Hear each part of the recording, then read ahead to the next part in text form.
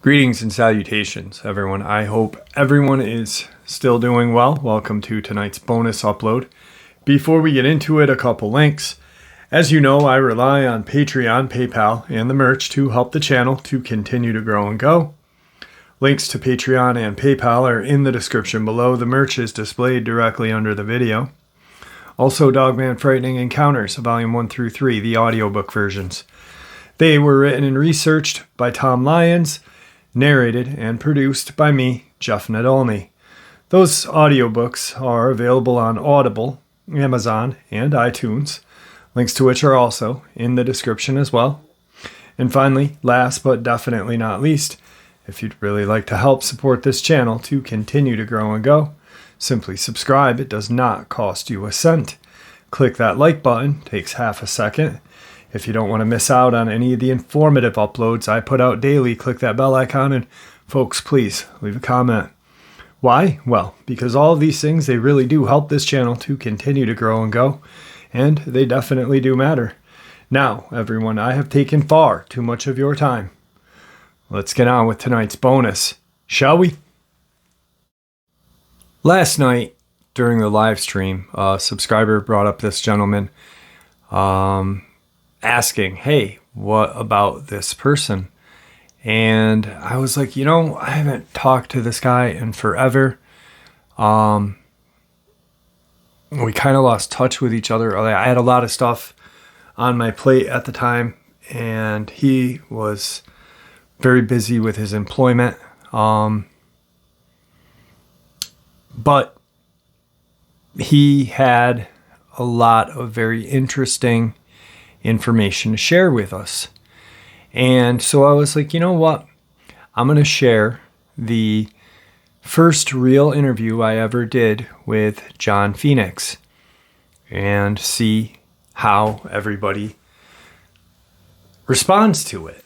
If they seem to like it, I will share the other two interviews. There was a pre-interview before this upload. This was the first official interview I did with him. There was a pre-interview, and so what I'll do is, if everyone likes this upload, probably for a bonus for the next couple of days, what we'll do is we'll do these, like, first one tonight, second one tomorrow, third one on the last day, and then I'll share the pre-interview. And then I'm going to try to reach out to John and see if he wants to come back and share a little bit more information with us all. Super nice guy. But like I said, I had a ton on my plate at the time. And he has a very... his job is kind of hard to... him and I to connect at points. He works offshore, actually. That's about as deep as I'll go on that. But anyway, here is my first interview with John Phoenix. John, how are you today? Thank you very much for having me back. I'm awesome. I appreciate you coming back. I'm glad that we were able to get our times and everything squared away. The pre-interview, a lot of people liked, and I liked it. You were kind of a little put off. You were a little upset at how it went. I thought it was great. Everyone else did too. So yeah, no, not upset, but it was like all the listeners there. It was off the cuffs. It was 4:00 in the morning. I was not amped up, but I wanted to give Jeff so much information, and we jumped from different subjects. So now we're going to be a little bit more structured, and I'm going to talk slower because now it's not 4:00 in the morning for me. It's 8 p.m. here. Right. And like you said, you were passionate. You're passionate about this. This is your life, and you're sharing information with us, because I think it's like 85% of my listeners are from America, and you're sharing a culture and kind of a different creature than what we have here. Yeah, I mean, it has a dog-like body and a dog face and head and tail and this and that, but it is a different creature all in all. Yeah. One thing that John did just share and clarify with me is he had mentioned the picture of Alpha. We're going to be able to share that with you guys. That's going to be the picture that you guys are seeing now. And I want to thank you for allowing us to share that. You did ask Alpha about, because I had brought up the crawlers, and you had asked Alpha about the crawler / rake. What kind of information did he share with you about these creatures, or did Miss Misha? And really quick, before we even get into that, how do you directly speak to Alpha, or do you speak to him through Miss Misha? How does that work? Because we're going to hear her about her. We're going to start there because Miss Misha is on a whole nother level than I am. And she is very spiritual, and she knows a lot of stuff that I actually in my cradle with. I just have started to open up more and more for different kind of stuff, but it is mainly, of course, the cryptozoology. And I am in contact with Alpha whenever he wants, but I can't just be in constant contact with Alpha as she does, because they are on speaking terms all the time. So I asked Ms. Mish about the crawlers, and she just tuned in, and she got an answer straight away. And when I speak now, or before the show, I wrote to Jeff, then Alpha can get in contact with me. And actually, this sounds also ridiculous, but I'm working so much in English, so he actually speaks telepathically with me in English more than Swedish. Okay. When he speaks to Miss Misha, he speaks with an ancient Norwegian, Swedish, Icelandic accent, and they speak pretty slow, not like they are slow in that way, but articulated. Right. And it sounds funny because it's a deep voice, and for me, I can equivalent this one to Mufasa when he was dead and spoke to Simba. And it's funny. You start laughing a little bit, of course, when you hear it, but it was a deep, almost like James Earl Jones voice. And then it's Alpha. Okay. And Alpha has been here in my apartment one time to just check me up, and it was not him physically, of course, but it was almost like a hologram. And I was not afraid, and he has to bend his back because here in Sweden the roof is approximately 9 feet, I believe. And I was also stated that I saw that somebody said I just had this wrong figures. And yes, because 4 o'clock in the morning is a little bit hard to convert metric system into miles in some way. So I will state that they can run up to approximately 110 miles per hour. That's equivalent to 180 kilometers per hour. Of course, that's a maximum speed. And the distance they can cover in one take is approximately 370 miles, which is 600 kilometers in one take. And if somebody says, no, how can they run that long distance? Well, check the cars. If they jog in 55, 60 miles per hour, not the maximum speed, they can reach a pretty good distance in a couple of hours, which they do. Yeah. It's common sense. Yeah. I mean, I just recently drove 300 miles from my house to Rhode Island in I think it was less than 3 hours, because I was going over 65 miles an hour. Yeah, you're going to have people like that in the comment section. The majority of people, will understand what they understand it. It was 4 a.m, but there's those people that just kind of, they have nothing better to do with their time, so they want to correct you, or just it's almost like a sense of entitlement, I guess. But anyway, Yeah. what Anyway, I'm just gonna state one more thing. I'm apologize for I choose some words, wrong words. So bewildered is of course feral or more animalistic, and I will also state that the Nordic lores with the gnomes and the trolls, there are of course very, very few people who actually believes in that. They are from different dimensions, so they're not from the same dimensions as Bigfoot and Dogman. Okay. And they're only the ones who are spiritual, few who are spiritual, who can actually see trolls and gnomes.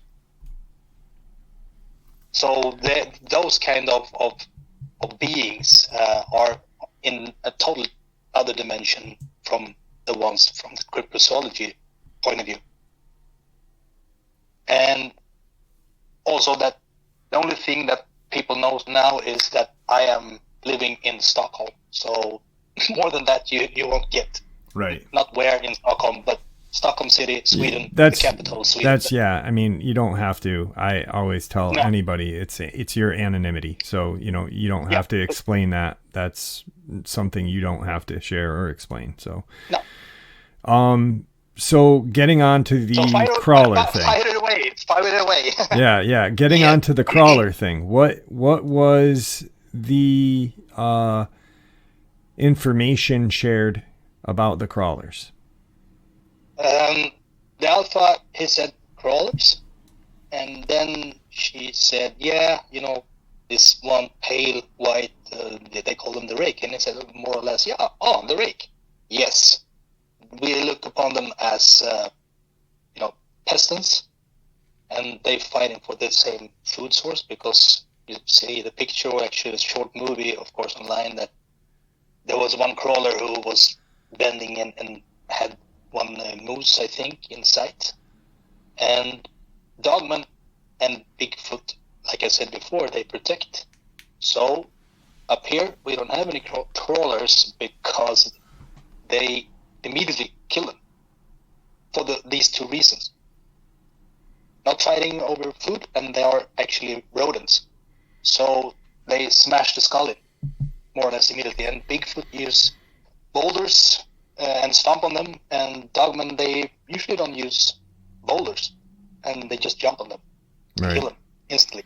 And you had said to me, right, they do it if they can right out of the portal that they come out. So they come out of portals. Are they, like you had just shared with us, these gnomes, fairies, etc., are on a different, or come from a different kind of plane from Bigfoot, Dogman? Do these crawler-like creatures come from a different plane, or are they from where they also come from? They're cryptids, so they come from the same kind of level or dimensions as the rest of the different cryptids. Okay. All right. Yeah, that's interesting. Now, when we had talked, you had kept referring to a hierarchy or in a structure similar to a biker gang. Yes. But after I had listened to the upload and I sat and I thought about everything, the biker gang is pretty much modeled after a government. And so the European dogmen have their own kind of government, essentially. Correct. Now, correct. Is the alpha that Misha and you are familiar with, is he the all-powerful alpha, or is there someone above him? No, he's the all-powerful alpha for this continent. Then he has equals in North America, South America, Australia, Asia, and Africa. Okay. All right.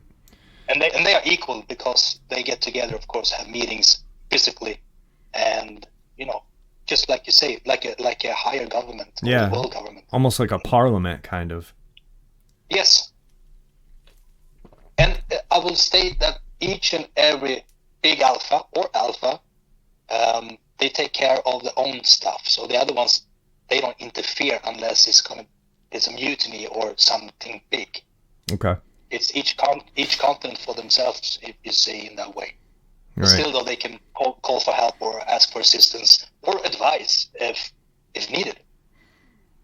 Yeah, that's really cool. That's just like, that's basically a government. It's very interesting that, you know, they have that, they're that intelligent to where, I mean, we've always looked at them as intelligent.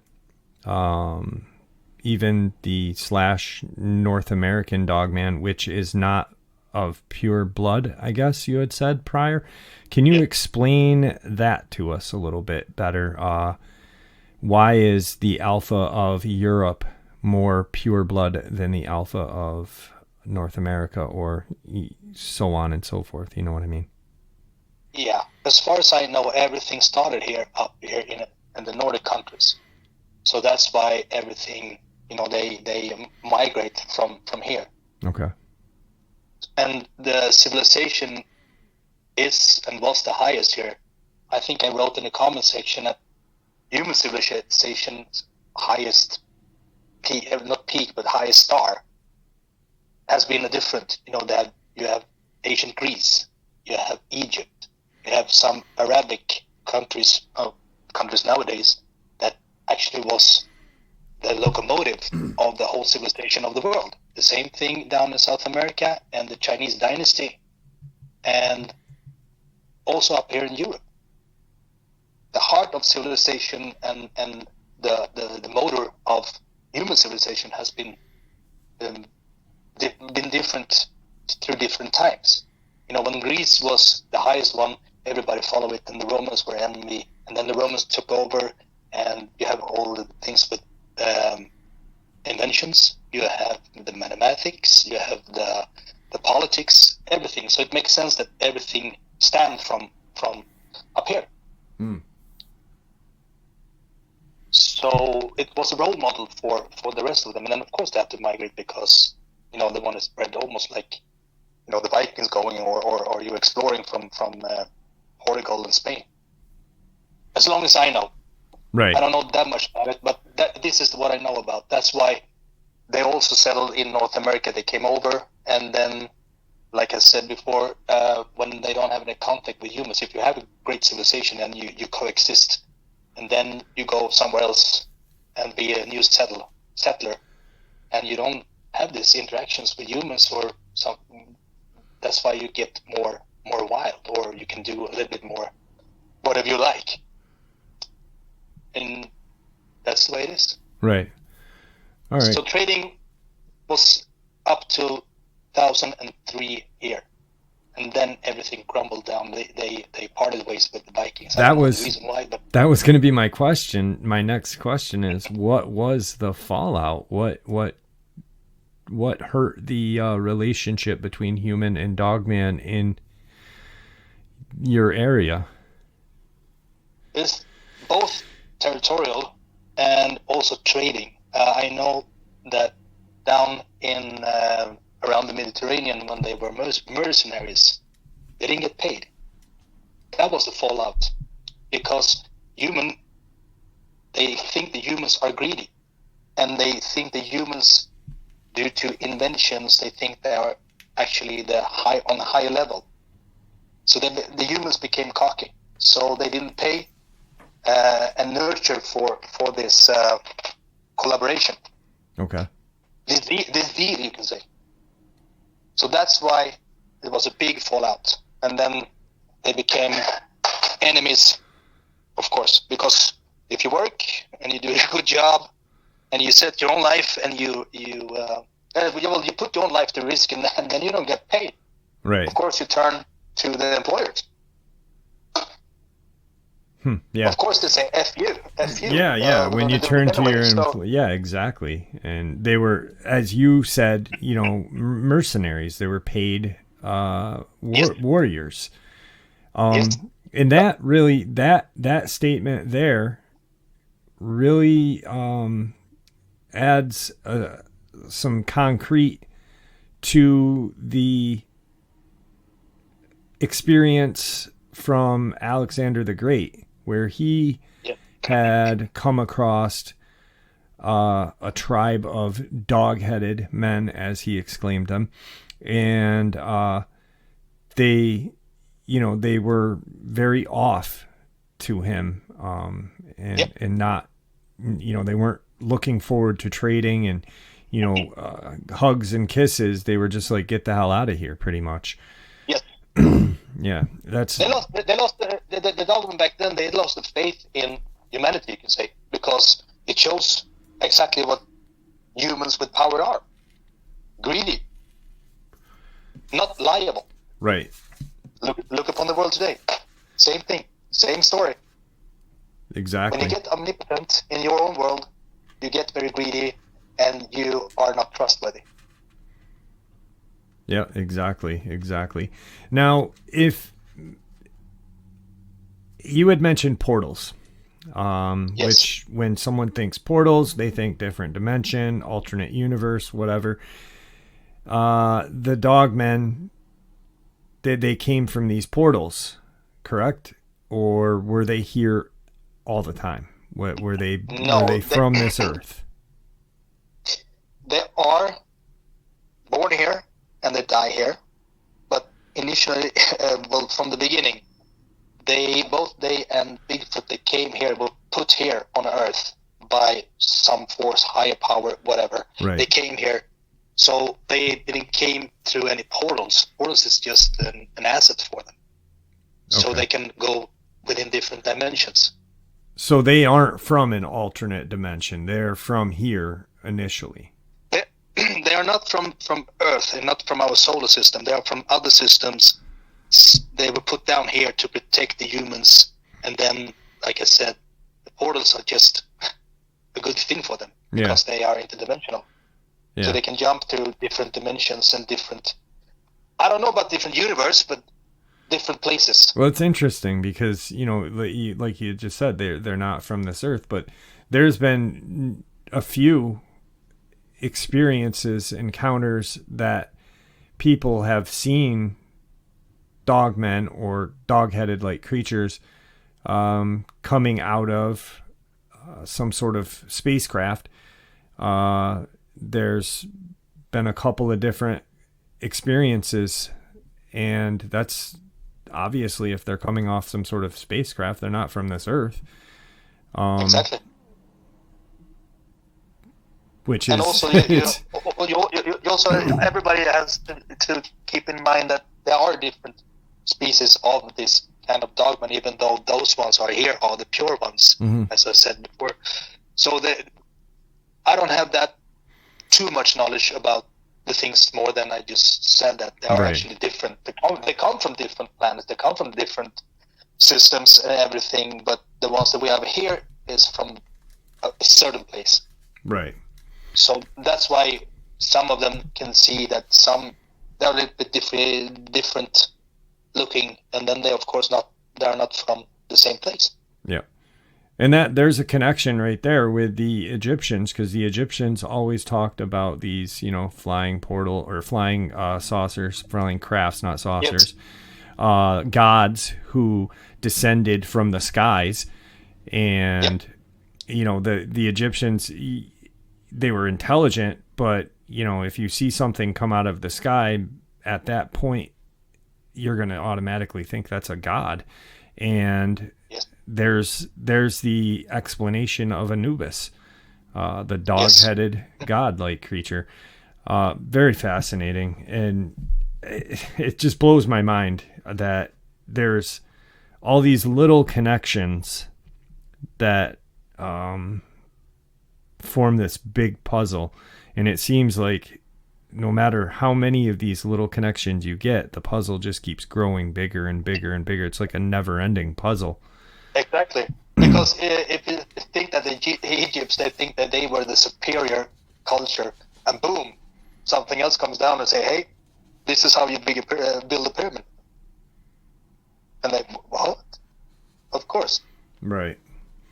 Now, everything changes for humans when they interact with higher powers of some kind, aliens or dogmen or even Bigfoot. Yeah. Has there ever been a war between dogmen and Bigfoot? Like an all-out kind of war, or are you aware of that? No, no, it hasn't, Okay. because they're here on for the same purpose. So there are some, of course, territorial clashes. There still is, especially in Canada and US. Not over here. Like I said, up here north, we don't have that many clans of Bigfoot. Sorry. You're fine. So that's a huge difference between the North America and Europe, and down southern mid part of Europe, they don't have many Bigfoot as well. There's more Dogman than Bigfoot here. Right. Yeah. You had said that they use primitive, or had used primitive tools at one time. Do they still, they can manage fire and simple tools? Do they still use fire and simple tools, or what? I mean, yes, they can use fire when it's really, really cold up here, in the cave systems, right, to warm themselves. But they have so thick fur, so they don't need it, because it's pretty warm for them down there. And they can also use axes and not hammers, but simple tools. And they use it on and off, but not on a regular basis. Right. No. Now, how about so along that line, fire tools, clothing, jewelry. Do they? Yes, clothing. They have ceremonial clothes. Up here, Alpha told us that they have similar clothes as the Vikings when they have the ceremonies. Otherwise, just clothes they don't need it. Like a headdress or something, or no, like capes. Okay. Yeah, exactly like the capes, the Viking capes that they have in Vikings. Right, like kind of a moose hide or bear hide or something like that, constructed like that. Is that what you mean? Yes. Okay. All right. That kind of capes. So jewelry is a no or a yes on that? Because I've heard. I'm gonna ask because that was a good question. I haven't heard Miss Misha mention jewelries. Yeah, because there was a guy from Tennessee. If you could bring this up to her, there was a guy from Tennessee who had come on the show, and very nice guy. He had been, and he wanted to clarify it, that he said, he had been using hallucinogenics, but prior to his use of hallucinogenics, he had seen a dogman in the trees in Tennessee in the woods. And then shortly after, I believe it was his mom had passed away, and he's sitting in his yard. He was aware of a dogman being out there. And this dogman came out of the woods, spoke to him telepathically, but he had noticed kind of like braids, like almost like a Native American would do with their hair, with like kind of a braided bead thing in their hair. And I had also heard of experiences. A person went into a cave at one point and had seen a couple of dogmen with like silver jewelry, or kind of like a turquoise jewelry, which to me doesn't sound too far-fetched, because back in the day there was trading with humans, and maybe these were just passed on through the years. Because I mean, if the dogman, it sounds very logical, because back in the ancient time they have the armor, they have the spears, they have the swords, and probably jewelers as well. Yeah. It's almost like they were imitating a human. Yeah, but, up here they don't have it, as far as I know so far. I can ask. But okay. Miss Misha hasn't mentioned anything about that one. Okay. And Alpha hasn't told us about that one too, so it's probably a moot point for him. Like, no, we don't wear jewelers, we don't wear braces and braids, even braids. When you see Alpha, he is just, because Can you explain to everyone what Alpha looks like from head to toe? Oh, he looks like a big black German Shepherd, but 5 times bigger. You will see in the picture, he's standing in the foliage, and he actually told Miss Misha, take a picture. We were standing at the bog, and the whole pack was surrounded us. They surrounded us from 11 o'clock until 7 o'clock, if you think clockwise, not time-wise. And I didn't see them. I actually didn't felt them either. So to prove, she asked him, can we take a picture? And that was one of the first pictures that she has taken. So she took that picture, and we checked the phone later on, and she said, there is. And I said, okay. And then just enchanting the picture, and you see it very clearly. So he looks like a big black German Shepherd with German Shepherd ears, and you see the snout, and he is 3.15 meters, which is 10 feet some inches. He's huge. Okay. All right. And of course, he was standing a little bit further away, and the other ones, they mutter like, oh, why do they have to take the pictures, blah, blah, blah. And he says, shush, I am in charge here. You can take a picture. Right. So, to me, and I may be wrong, it feels like, okay, so if anyone's hearing this, and I'm just looking at it as a perspective of not knowing, or, maybe I'm just new to Dogman and this and that.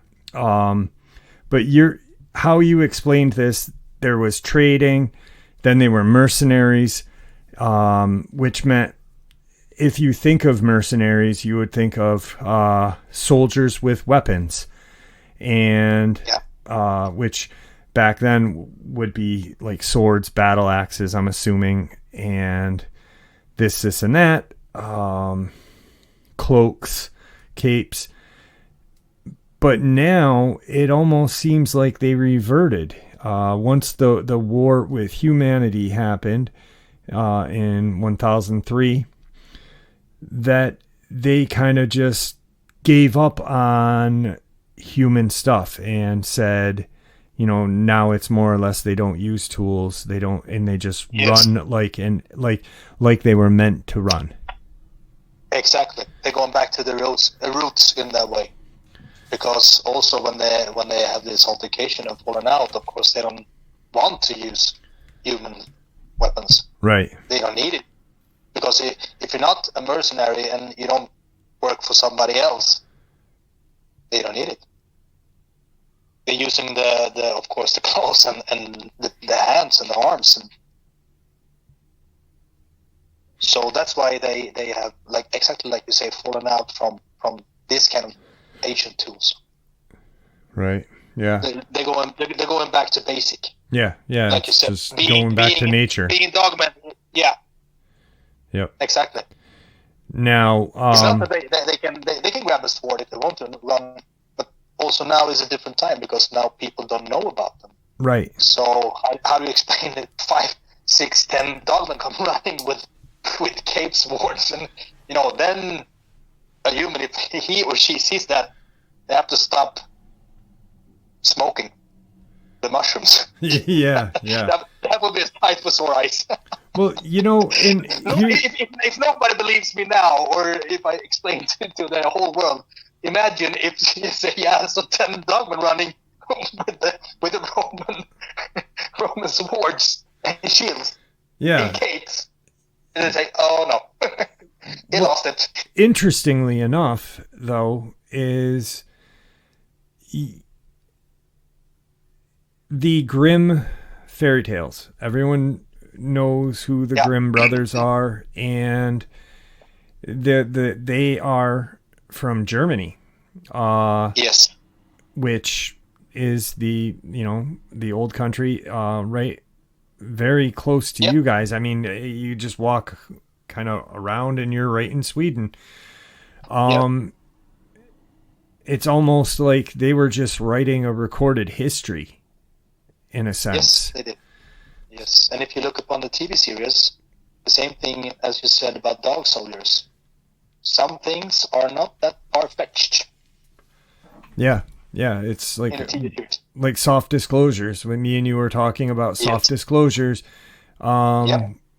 there's my view on a soft disclosure is that from government standings is that the government really wants to keep us still in the dark, but because we become aware of these things, they're like, let's give them a little bit of information that's true, but combine it with a little fiction, and that's the soft disclosures that we get. Yeah. And also I will state that not everybody in all the governments or the authorities are aware about it, only those ones with concerns. Right, who are in the know. I mean, maybe President Biden, he doesn't know about it, but President Trump, of course, did. Obama. Or President Clinton. President Obama and President Clinton. So not everybody knows about it. Yeah. Like they're sitting down around the table in the meeting and say, by the way, we have Dogman and Bigfoot here. No. Okay. Especially in these countries up here. Now, you had sent me a couple pages of information. Yes. And I'm just going through looking at it. I've already looked at it, but I'm scanning through it. And I kind of am laughing at this one. Bigfoot are horny peepers because they are closer to human DNA. Now, they are what's the DNA that you know of? Are they like, because I always, when I look at a Dogman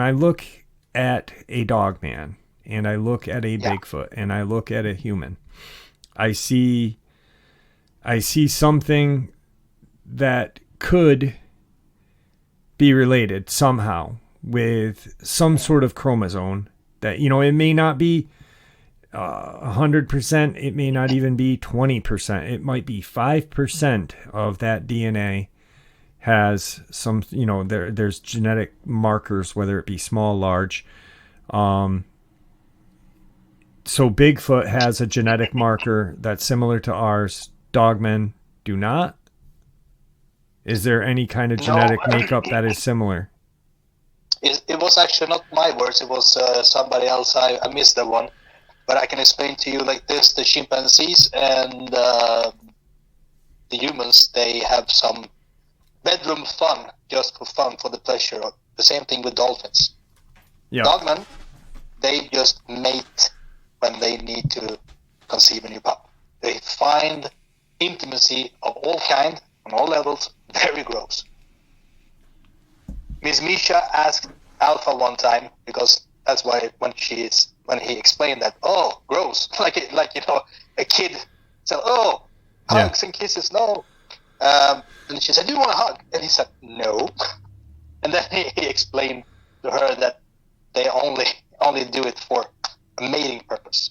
Okay. While Bigfoot probably, of course, they are ape.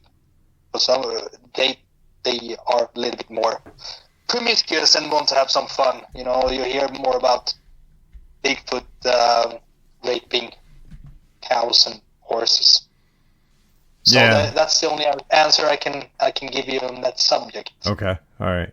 Yeah, I was flipping through and it just popped out at me and I laughed. Now here's something. We had talked a little bit about demonic beings like Skinwalker, which you and I had both. We had a pretty decent conversation about this prior to everything as well. Skinwalkers are, and a lot of people get this wrong, or misinterpret it would be the best thing. Mm-hmm. A Skinwalker is Navajo black magic shaman who wears the cape or clothes or skin, excuse me, of the animal it wants to become. And the transformation happens. It doesn't grow in size. It pretty much is, let's say that Native American shaman's 5'6" or 5'8", and he does his ceremony and puts this hide on. He will be this creature, but it will still be 5'6", 5'8", pure evil. Wendigo is Native American and is the embodiment of evil in the Great Spirit's eyes, because it partook in cannibalism in family members. Now, people have, I'm going somewhere with this, because we associate things that are evil with red eyes, and we hear dogmen and Bigfoot, sometimes Bigfoot having red eyes. Does Alpha have red eyes? No. He has yellow eyes like the rest of them. Okay. The thing is that sometimes when they get mad, really mad, then the eyes change.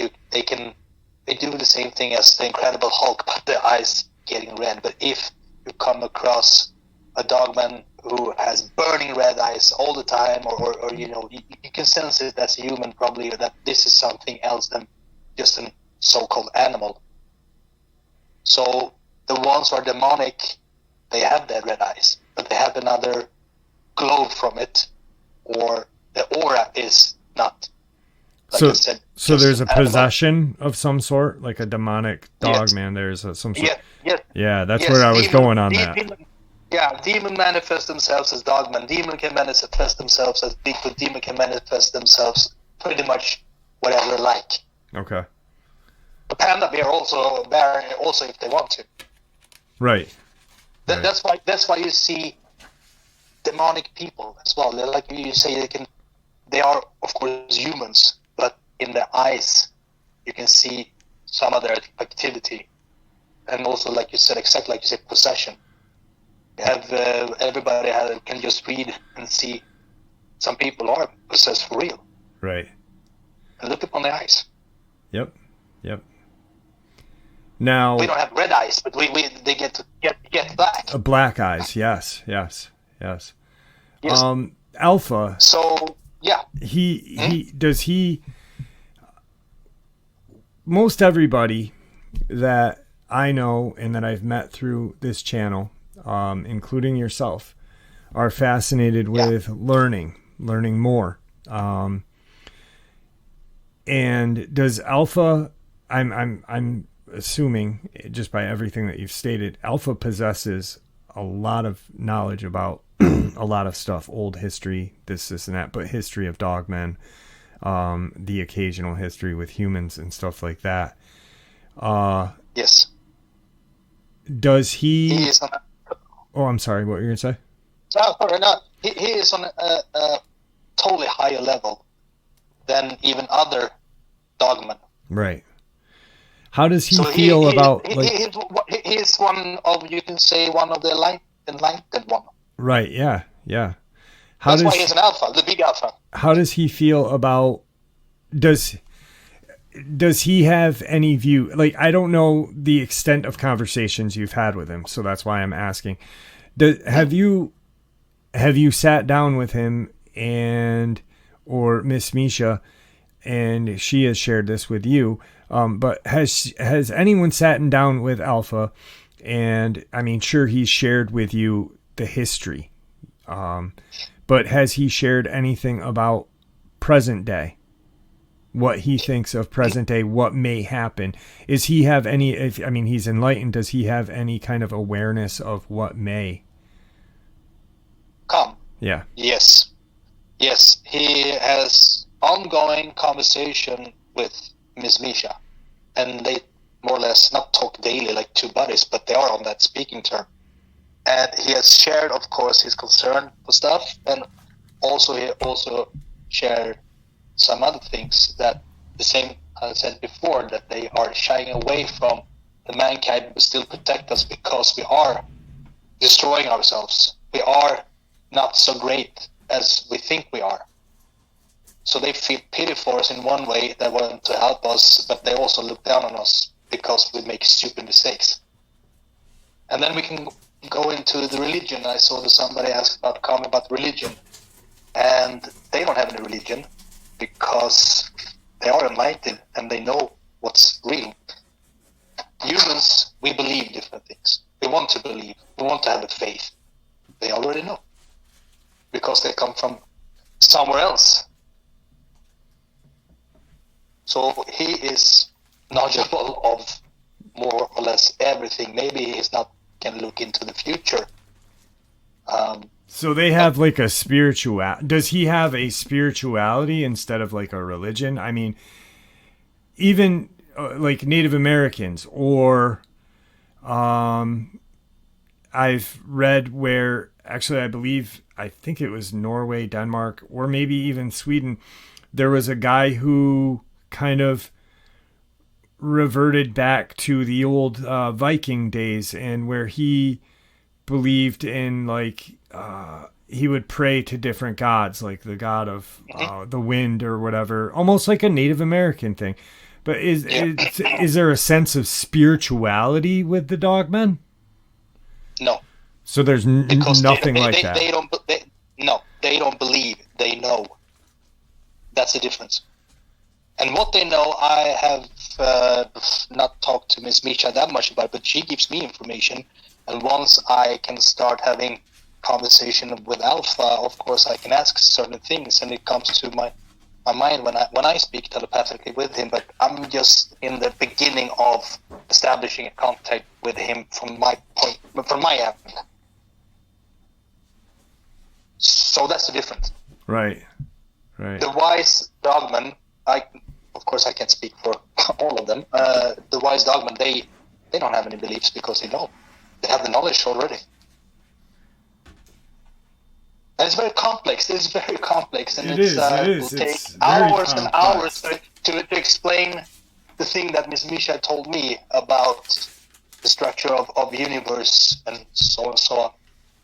And it's also, of course, a process for me to get all this kind of information as almost like you say, in quotation marks, like newborn. Yeah. I haven't had this all my life. Yeah, I mean, no. you were just... How long has it been of your awareness with this? Like, obviously, with me and most people, we have an experience, and whether we see something or we learn something, and we just become enamored with what, like, there's people that have never had an experience with Dogman. Yeah. But they've heard a story, or they've heard something that really clicks with them. Yes. When was that for you, and what was that? Like I stated before this interview, 15 years ago, I read about the LBL, and then I start changing from spirits, because I, of course, experienced spirits in different forms, and also demons. And then I lean my interest towards cryptozoology, because I know about the Yeti since I was a kid. Everybody read Tintin in Tibet, here or in Europe. And then they were talking about the Yeti. And then I just checked out the Bigfoot, and they are in Washington State and the western part of Canada and the US, and it's snowballing from one thing to another. And like I said, I was very afraid of werewolves, you can say. So when I was a kid, I read about werewolves as well, the old lore from Northern Europe. So it has been with me for all the time, and it was a purpose. And I started to listen to the channels when they started to come out one by one, 2014, 2015. But of course, it clicked when I was start speaking with the Cloak Hedgehog, and then Miss Misha. And that's how you met Misha. Miss Misha is through the Cloak Hedgehog. No, No. it was How did you a meet online her, forum. if you don't mind me asking? Oh, no, online forum. Okay. Mm, groups. So, the beauty of internet is that you come together, you exchange information, you get information, and, the same thing there is a snowball effect. And some of them people, of course, they get obsessed with it, and that's not good Right. at all. It doesn't matter if it's religion or science or faith or whatever your interest. You should not get obsessed. You should look upon everything with critical eyes, and then you take your bits and pieces there, and you take bits and pieces there, and you lay your own small puzzle, and then you become more aware and enlightened if you are thinking about it. Not all of persons are able, I believe, to start thinking in a wider perspective for various reasons. It's not that they are stupid. They have maybe full time with the kids and the family, or you maybe are sick, or you have worries about the ordinary life, the economy, work. So it's up to each individual to do that journey. Some do, some don't. Right. And the good thing is that we spoke also before the interview that, like I said, about spirit animals. Yes. You yes. guys who listen to this show, my only advice is to try to check out what you are. If you are the one or see everything from a perspective from outside at work or home, and you are the one who handle the reins or something like that. Maybe you are the eagle, for instance. Oh, what kind of personalities? Yeah, and also the different signs. The real ancient text about the different signs can lead you along the way. Not totally the same thing there. You should not be obsessed with it. Right. But it is an indication of what we are, because we are spirits. The bodies are still our bodies. I like that, what you just said, and I say that a lot, is when we hear something or talk to somebody, like you had said on that online forum, a lot of the things may not fit into your puzzle, but just take what fits into your puzzle and leave the rest. But don't forget that, because you might have to come back to that. And then, I don't think that you should, if you don't agree with something now, don't just disregard it as garbage, because maybe later you will come back to that and be like, now that makes more sense. And that was very, very, because I say it all the time. And I think that those are good words to live by. Take what fits into your puzzle now, but don't forget what doesn't. Exactly. Because life is changing, and usually people get more and more humble the more open and the more knowledge they get. Yeah. Because you have a different understanding to other people and things around us. Like I said, the reality for me is reality, but I have also an extended reality where the Dogman is. Yep. Or the Dogman are. The plural is. So it's plural. So the thing is that I have to live by my reality now. Work, income, pay rent, fuel up my car. Yeah. That's a reality. Yeah. Family, You can't be obsessed with constant. No. You have to have. There is. I can't go to Alpha and say, hey, I need $200 because now the gas prices is fucking high. Right.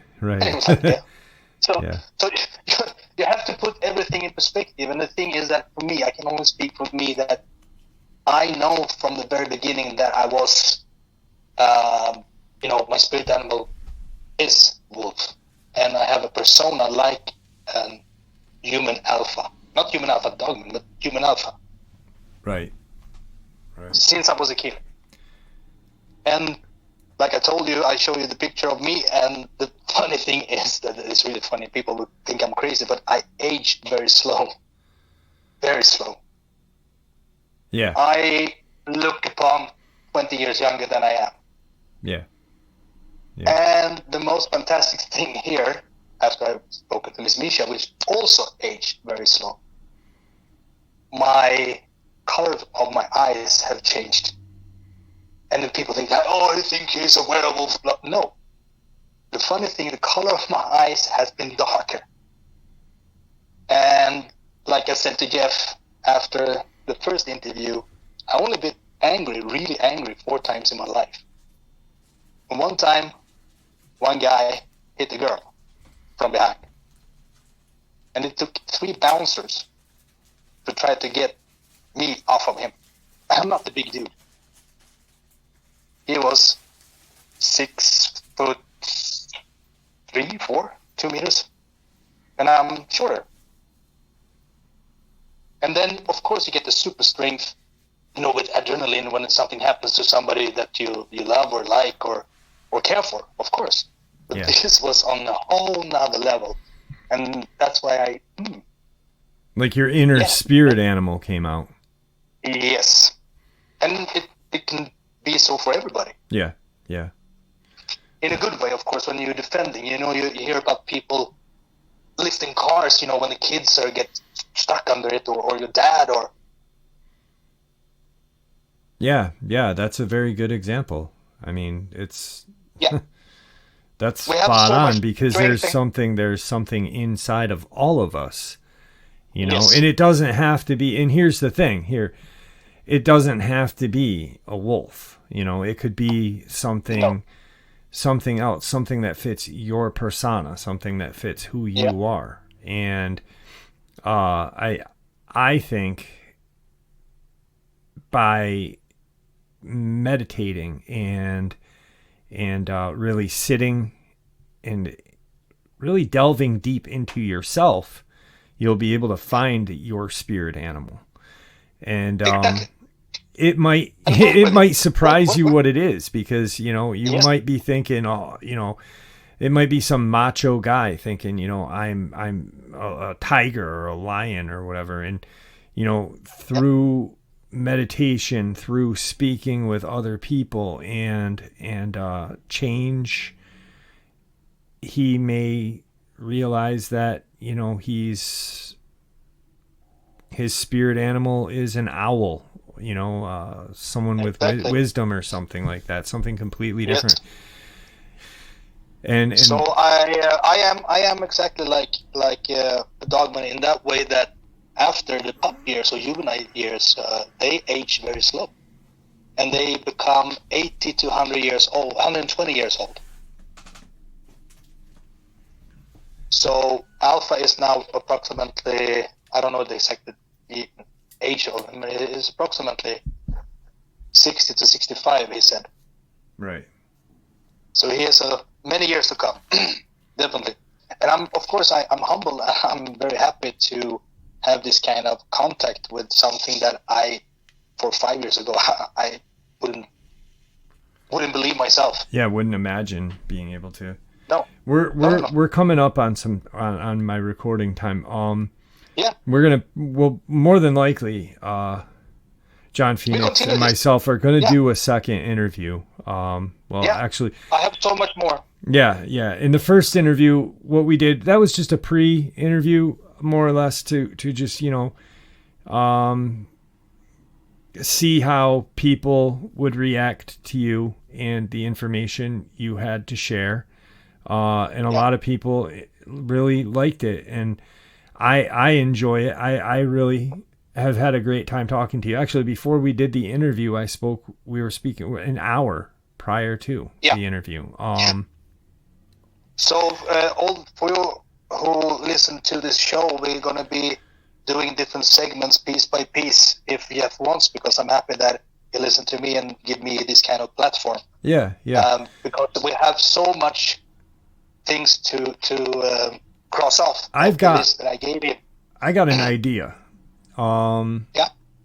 And I seldom, I love my subscribers, and I mean, this channel would be, that's why I thank them daily, because this channel is all of us. It's not my channel, it's our channel. And but there's times that I don't go into the comment section because of the others that go in there. And then I just, at that point, then I kind of get just upset and don't want to, there's been times that I've been in the comment section that I didn't want to do this channel anymore. But what I'm getting at is if anyone has any questions to ask John Phoenix, to ask Alpha, possibly, or Miss Misha, put it in the comment section. I'll look through the comment section. John Phoenix, I saw him in the comment section the other day. I'm sure he'll look through it. And if that's something that you're willing to do, I'll compile some questions as long as they are reasonable and not, strange or idiotic. I have another idea that actually you and I just check through the questions, and then I'm going to gather it and see if it's actually already on the list, or I can just add it, because I have no problem answer each and every one of you. Yeah. But some of the listeners, they don't even go into the comment section on YouTube. They listen to this show on other platforms. Yeah. And I think that because I have 3 pages, Jeff knows about that. I have 3 pages with different kind of things that actually goes from A to Z. Yeah. Well, if I had, okay, so here's something that's not on the page. And you may not know, or Miss Misha may not know, but it'd be a question for like Alpha, like a historical question of, yes. Does he know about the time, or has he heard about the times when supposedly, a tribe of dogmen walked across the Bering Strait with a tribe of men? Was there ever an all-out kind of war between dogmen and men? And if so, when? And yes, how did that end? What was the conclusion of it, and stuff like that? That's what and if, if that's something that you're interested in doing, and maybe like, if there's a question that you can't answer that you could bring to Alpha to answer, would yes. he be willing to do that, or would you be willing to ask that question? Actually, I asked Miss Misha about my performance, and I said, was he satisfied with it? And she said, yeah, because you spoke the truth. Right. And that's enough for me. So he was not upset, or you get, upset. And there were certain things in that pre-interview that I took out, because there were certain things that you couldn't share that we had talked yes. about, and you had given me permission to record it too.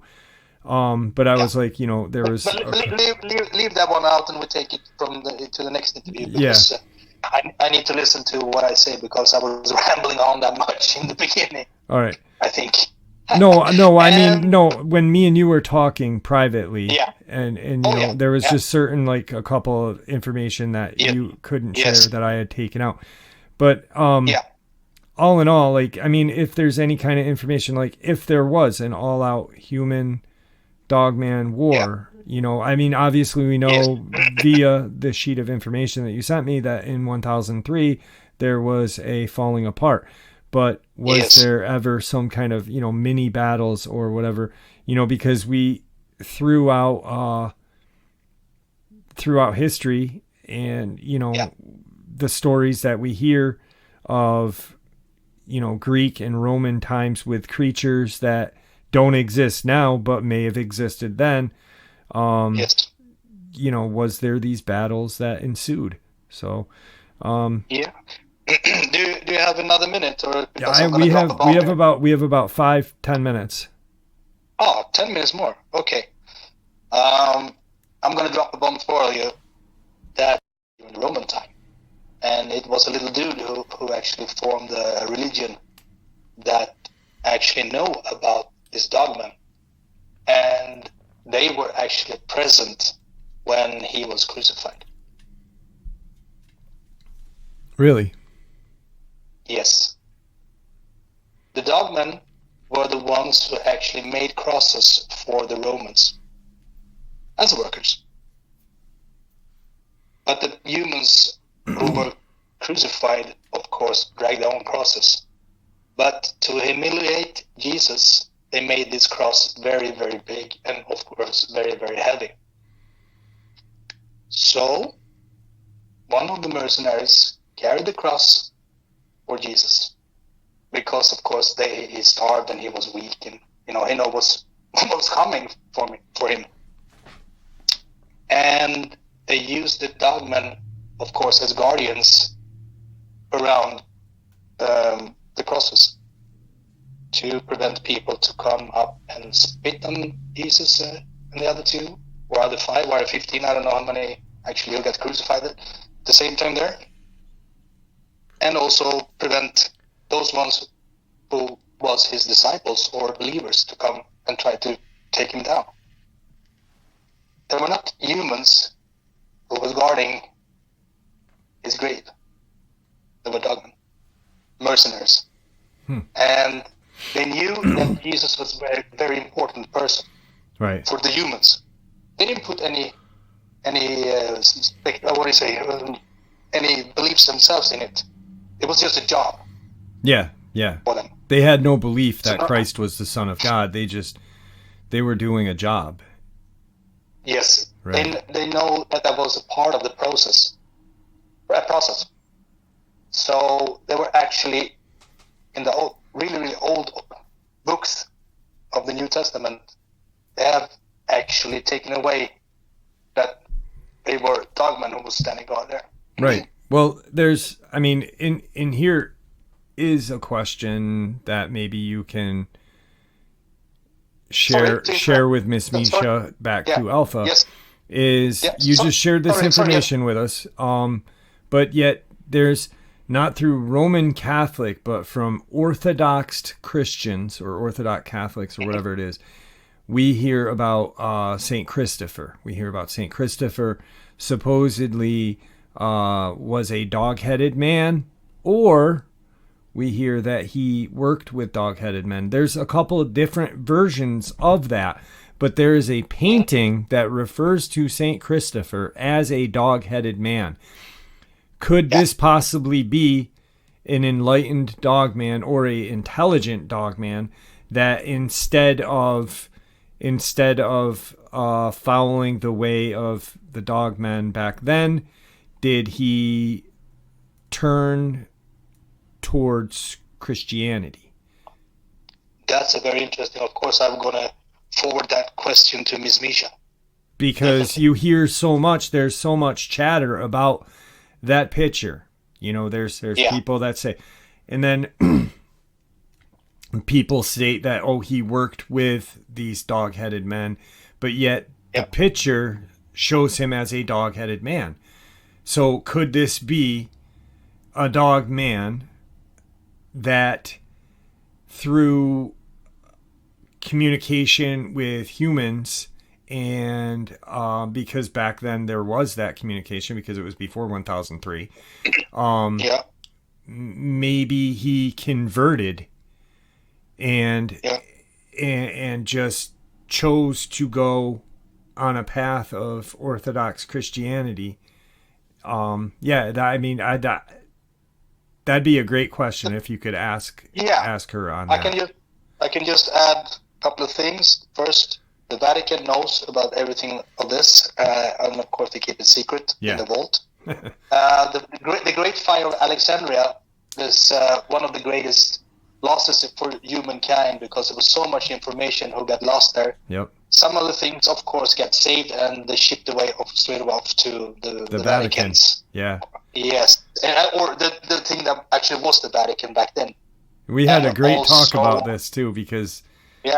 And also,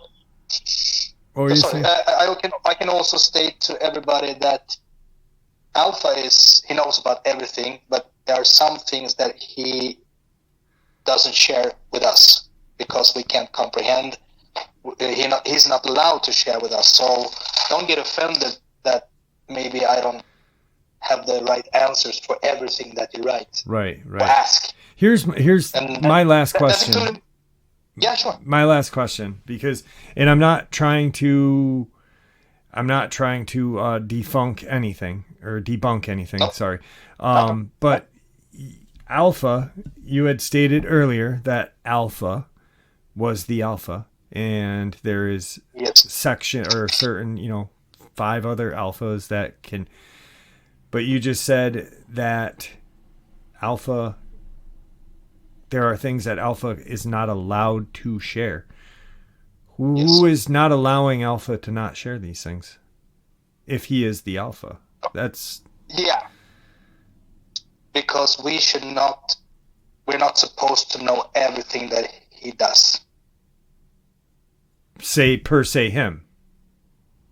Yeah, he said it. We are not supposed to, because some of the stuff that he knows and the other ones in this kind of council, they know, is that we can't grasp some things. We change stuff probably, or we are not maybe trustworthy for them. I haven't asked in that way. Yeah.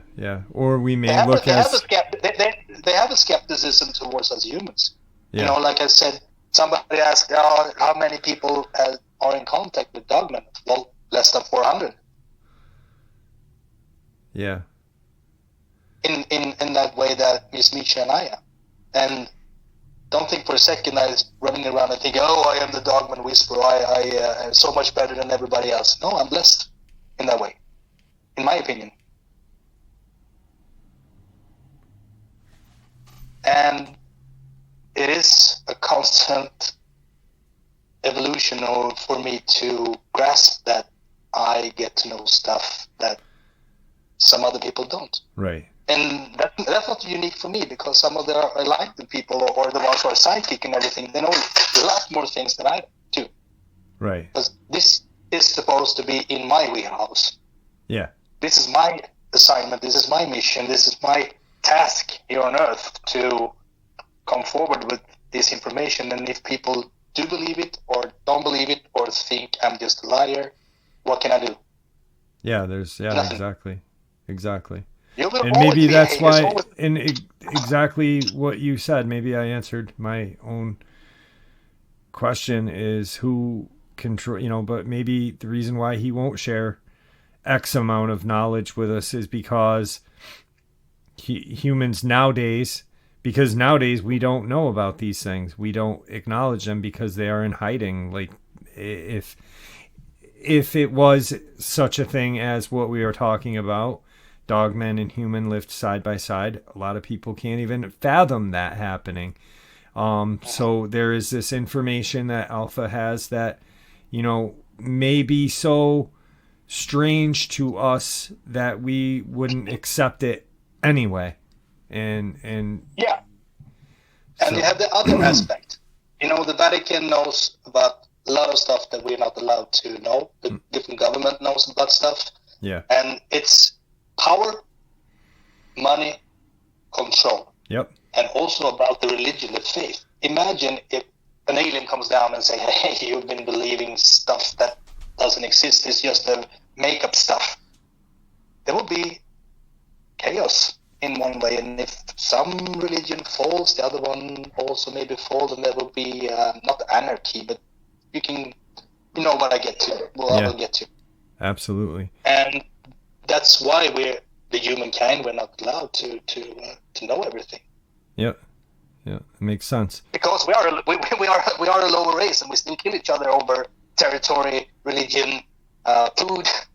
even Michael Jordan sneakers. Yeah, I was gonna say we kill even for less things than religion, food, and property. It's $3. Yep. People kill each other for a hit of crack, for God's sakes, so it's yeah. Well, so if you look upon from that aspect, it does make sense for everything. Yeah, it does. John Phoenix, we are about on time right now, or out of time right now. I want to thank you for coming back. Thank you very much. It's an honor to have you back. Thank you, and I apologize for those who think that we're just going to talk about Dogman, but there are also a reason why I and Jeff spoke about this one, so you can start to understand the alpha, the information that you get. Yeah. So everything has a purpose. Yep. Even though it become a little bit more philosophically, or what I say. But I'm here. I'm still here, and I'm going to talk to Jeff, and I'm going to, of course, give you all guys information piece by piece, and in line, or from A to Z, as you say in English. Yeah. So if there is any questions that you guys have, put them in the comment section, and if they can be answered. Yeah. Sorry to interrupt. Yeah, no, if exactly. they can be answered, no. You'll answer them, and if they can't be, yeah, we'll just leave it at that. Yeah, you will get the answer from most of the questions, and like I said, I'm not in charge here. The alpha is, and if he says no, then I have to respect it. Yeah. All right. Well, cool. It was Perfect. Awesome. It was awesome having you back. Awesome. Yes. Do me a favor. Don't hang up. I want to talk to you for a couple minutes after. All right, so like I said in the intro, I will, if you guys enjoyed this upload and want to get reacquainted with John and his experiences with Alpha and Miss Misha, I will share the next 2 interviews and then the pre-interview after that. Then I'll reach out to him and say, hey, how are you? Hopefully he can get some time available from his work. Like I said, he's got a very difficult job where he's offshore for days, weeks, and then onshore for a couple days. I had a ton on my plate at the time when these interviews were going on. And I wish that I didn't have so much on my plate at the time, because there was so much more that I wanted to explore with John. But if you guys enjoy it and you want to hear more of it, let me know. With that being said, thank you for supporting this channel. Your support is what makes this channel so special and what continues to make it grow and go. Guys, please stay safe, happy, healthy, and ever vigilant, keeping an eye on the children, the pets, the family, and friends. You know, these creatures are real and they are out there. Share a little bit of information with those that you care and love, that we share with each other on a daily basis here. May just save their life someday. God bless you all.